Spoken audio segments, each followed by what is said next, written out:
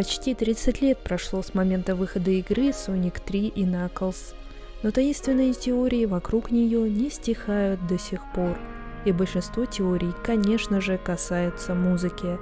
Это всегда было скрытым знанием — понять, что происходило в стенах Сеги, когда создавался саундтрек Sonic 3. И если вы думаете, что все факты о разработке саундтрека для этой игры уже давно пересказаны, то у меня есть свежий взгляд на эти вещи.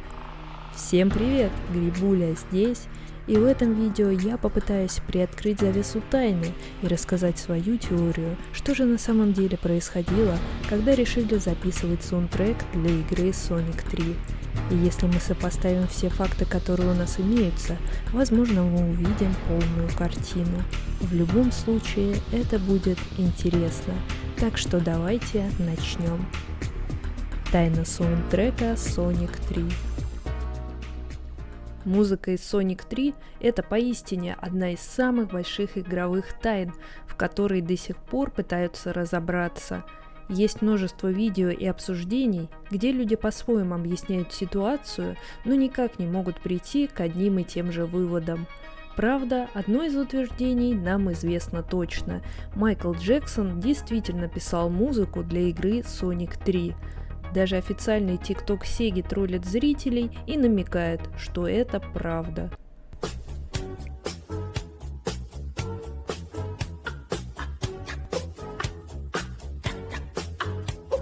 И именно с этим утверждением всплывает огромное количество странностей и недомолвок. Давайте взглянем на эту запутанную историю еще раз и попытаемся приблизиться к разгадке. Странности с музыкой из этой игры начали происходить еще в конце 90-х, с появлением порта на Windows. В некоторых уровнях и в меню игры были использованы треки, которых не было в оригинальной версии на Mega Drive. Но это не вызвало ажиотажа и сплетен. Фанаты не сильно удивлялись такой знамене треков, потому что были научены тем, что иногда музыка в играх про Соника имеет два саундтрека. Примеры тому Sonic CD и Sonic 3D Blast. И только с распространением интернета многие начали догадываться, что дело выглядит страннее, чем предполагалось ранее. Появились видео с объяснениями на примерах, которые сравнивали музыку из Sonic 3 и некоторые песни Майкла Джексона. И действительно, такие треки как Jam и Stranger in Moscow имели похожий мотив с треками из Sonic 3.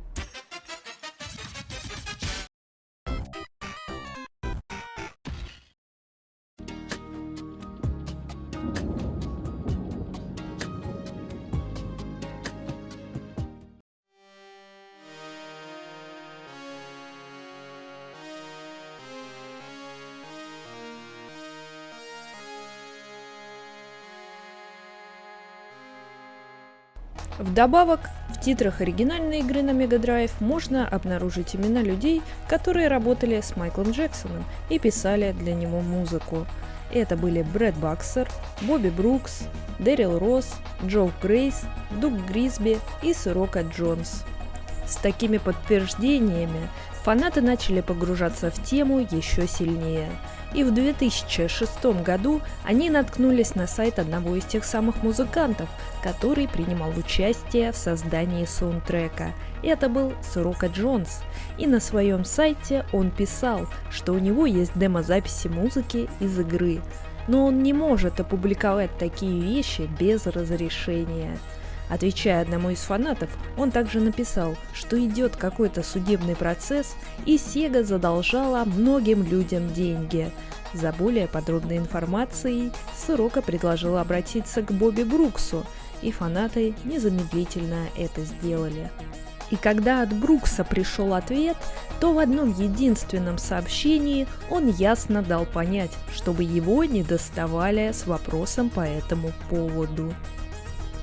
В 2009 году, уже после смерти Майкла Джексона, его бывший композитор Брэд Бакстер дал интервью журналу и подтвердил, что он и Майкл писали музыку для игры Sonic 3. И в этот момент общественность вроде как должна была успокоиться, ведь они получили то, что хотели услышать. Потом нашли альбом The Complete Jetsons, где была песня Hard Times.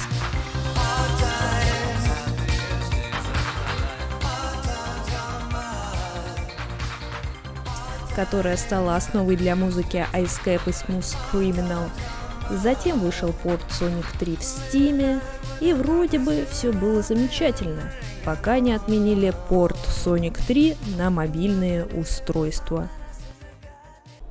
Фанаты начали подозревать неладное и стали распространять мнение, что порт третьего Соника, скорее всего, пал жертвой авторских прав, которые добрались до музыки.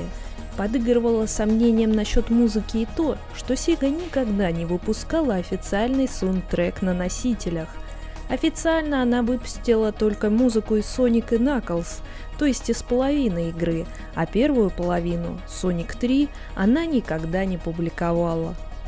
Были моменты, когда музыка из Sonic 3 представлялась в других играх серии или смежных продуктах, но вы бы никогда не услышали официальные аранжировки или ремиксы на музыку из Zone Carnival Night, Ice Cap, Launch Base, Competition и Stuff Roll в таких проектах. А когда в 2019 году нашли одну из бета-версий Sonic 3, то фанаты выдвинули теорию, что треки, которые звучали в ПК-версии, могут быть оригиналами, и получалось, что музыку от Майкла Джексона добавили в последний момент. Sonic Origins опять отказались от саундтрека команды Майкла, и они были заменены на мелодии из ПК-версии. Правда, замененные мелодии в Origins имеют еще более сырое звучание, и считается, что они были взяты из раннего прототипа. Но это уже совсем другая история. До сих пор не ясно, что происходит с правами на музыку, и действительно ли из-за них больше невозможно публиковать игру с треками, которые были в версии на Mega Drive. Есть только косвенные подтверждения и никаких прямых доказательств. Но на этом странности не заканчиваются. Sega до сих пор не может определить, кто именно писал саундтреки к некоторым зонам. Например, неизвестен композитор у Angel Island, Hydra City, Marble Garden. Для музыки Sonic и Knuckles тоже нет однозначного ответа, кто ее написал. Считается, что это сделал Говард Дроссин, музыкант, работавший в Sega Technical Institute.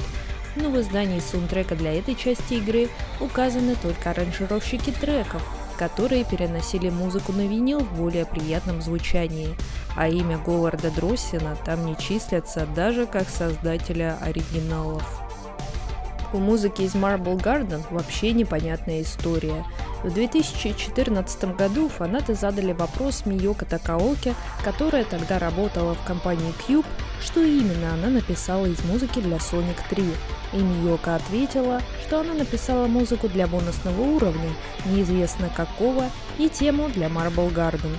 Но когда ей дали послушать финальную музыку этих уровней, то она сказала, что бонусный уровень точно не ее рук дело, а про Marble Garden она просто промолчала. До сих пор не подтверждено, что именно она написала и действительно ли ей принадлежит авторство музыки Marble Garden.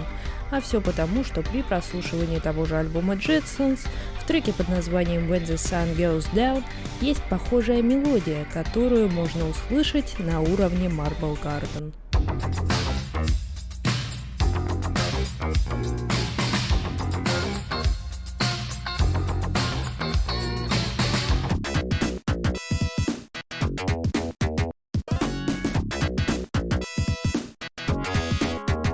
Есть предположение, что музыка, которую написала Миёко для игры, в итоге попала в Sonic Pocket Adventure, потому что в этой игре используются треки из Sonic 3 Knuckles, и есть несколько якобы оригинальных треков.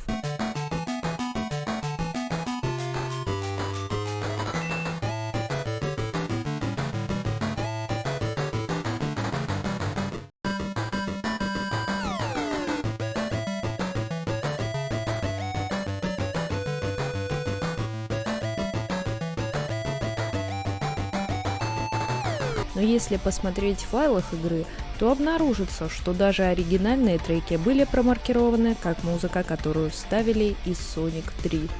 Также можно заметить очень много людей в разделе создателей саундтрека. Здесь будет и Sega Sound Team, Sega Technical Institute, люди из студии Cube, студии Opus, студии Who и, конечно же, команда Майкла Джексона. Да, игра была больше, чем все предыдущие, но немного странно, что именно на эту классическую игру не поскупились и пригласили так много народа. Я могу вспомнить только саундтреки из игр модерн эпохи, где такое большое количество сотрудников и компаний работало над музыкой для игры, и не совсем понимаю, зачем это понадобилось делать для игры классической. Можно предположить, что игру создавали в очень короткий промежуток времени, и поэтому прибегли к помощи людей со стороны, но мне кажется, что история здесь немного другая. Давайте перенесемся в те далекие времена и взглянем на хронологию событий. А начинается все с декабря 1992 года. В этот месяц Майкл Джексон приезжает в Японию, чтобы дать концерты по случаю своего мирового турне в поддержку альбома Dangerous. В перерывах между концертами он посещает японское подразделение Sega, где у него состоялось обсуждение по поводу новой игры с его участием Scramble Training, а также экскурсия по головному офису Sega.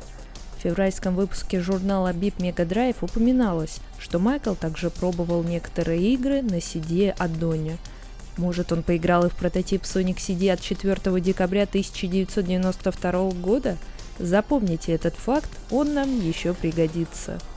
В марте 1993 года Джексон посещает Sega Technical Institute в Америке и благодарит находящихся там разработчиков за создание игр о Сонике. Кто-то из сотрудников в шутку предлагает Майклу написать саундтрек для будущей игры Sonic 3, и он, к удивлению многих, соглашается. А также в знак благодарности он проводит экскурсию у себя дома в Неверленде. И, скорее всего, Юджи Нака показывал фотографию именно того момента. Кстати, Юджи Нака также подтвердил, что Джексон писал музыку для игры. Майкл просит одного из своих композиторов, Брэда Баксера, собрать команду, которая поможет написать музыку. Брэд собирает людей, с которыми работал раньше, и вы можете увидеть их в титрах Sonic 3. С апреля по июль команда создает саундтрек и иногда контактирует с Сегой, показывая, что музыка все еще создается, и передает ей свои наработки. Майкл узнает, что чип приставки воспроизводит музыку не так, как ему это представлялось, и решает абстрагироваться от проекта. Если вспомнить о том, что Джексон был в японском подразделении Sega и мог играть Sonic CD, то наконец-то слова о том, что Джексон был недоволен звучанием музыки, приобретают смысл. Скорее всего, восторженный Майкл согласился написать саундтрек для игры, потому что думал, что музыка будет воспроизводиться так же, как музыка на CD-аддоне, и не составляло бы труда написать ее. Поэтому в некоторых треках игры вы услышите попытки создать музыку с сэмплами, но что в итоге из этого получилось, можете оценить сами. Роджер Гектор, который в то время являлся генеральным директором Sega Technical Institute, рассказал в своем интервью, что команда Майкла создала как минимум 41 демо-запись, и они до сих пор находятся у Sega. Скорее всего, демо-треки были завершены в августе 1993 года. И как раз в этом месяце Sega встала перед трудным выбором – оставлять музыку от команды Джексона из-за скандалов и обвинений музыканта или нет. И они сделали это по-хитрому. Получив такое сокровище не от абы кого, а от самого Джексона и его композиторов, я думаю, начались очень интересные вещи. Сам Майкл отказался от конечного продукта, потому что был разочарован в звучании, но то, что он отдал Сеге, в итоге дорабатывалось не только его командой, но и всеми этими студиями и людьми, перечисленными в титрах. Со всей этой неразберихой в авторстве и привлечением студий могло ли получиться так, что демо-версии команды Майкла Джексона в итоге дорабатывались не только его людьми, но и командой Cube, Opus и Sega совместно, и на основе этих мелодий музыканты уже писали свои версии для уровней. И я сейчас говорю не о музыке Carnival Night, Ice Cap, Launch Bass, Competition и Stuff Roll. Я говорю о той музыке, которая остается в игре при любом раскладе и считается собственностью Sega, пусть и не подписанной за авторством конкретного человека. У некоторых треков из игры все еще прослеживается сходство с музыкой Майкла Джексона. Давайте посмотрим примеры.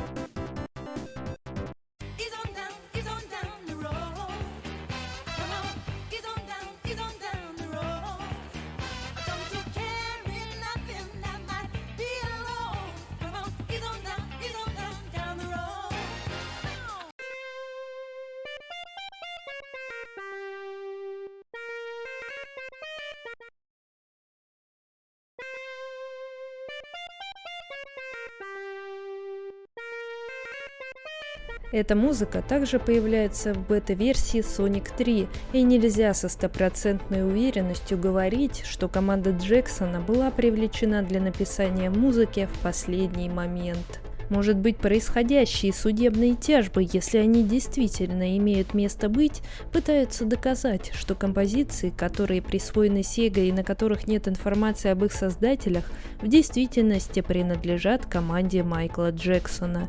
Хотя суды могут означать и то, что музыканты команды Майкла просто захотели денег, когда узнали, сколько раз переиздавался Sonic 3 и Knuckles. Забавен и тот факт, что при удалении музыки команды Майкла, будь то ПК-версия или тот же Origins, в титрах игры в разделе композиторов вы все равно увидите имена музыкантов из команды Майкла, и их не удалили из конечного списка.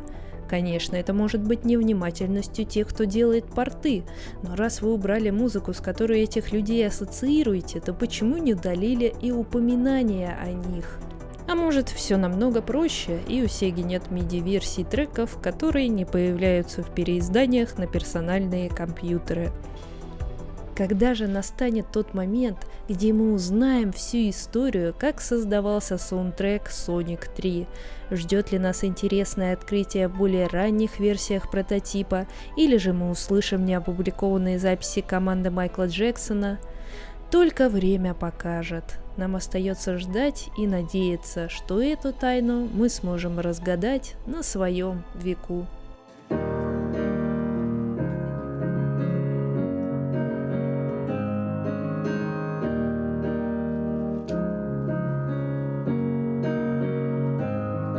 That was a cue that I already put into Sonic. It's on the ending credits of Sonic the Hedgehog 3. So it sounded like this.